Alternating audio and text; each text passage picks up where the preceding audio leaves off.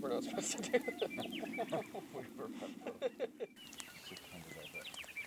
That'd be 1, 2, 3 going up there. And the next, that little one up there. And the floor will be slanted slightly downhill, and that's our starting point for the chamber. So the cap is going on today, and I have to admit I did feel kind of emotional walking down from my truck.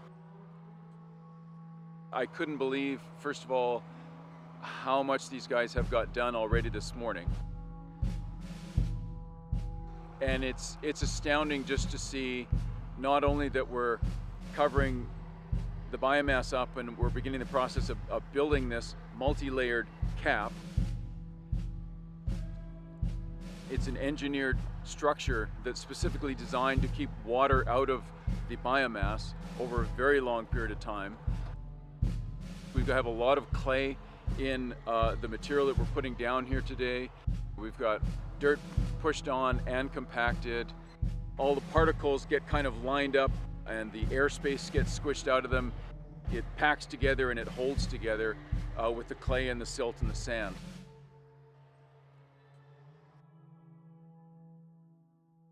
The grass on the very, very top will seal the topsoil. It's the original topsoil that was here. We actually have stored just behind me here. And that has all the organic material in it from the decomposed roots over millennia. This is the material that the original grassland community was growing in, and it's the material that the new grassland community will be growing in as well. We've created a facility here that's going to blend back in with the landscape. And you can see it as you're driving in here when you get that view across the valley. It's the same shape as the terrain was previously. By the time we build the cap and it's smoothed off in all directions, it's going to just look like the grassland that it was before.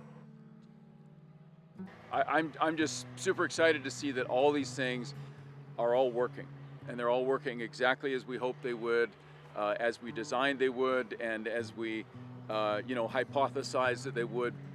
High five.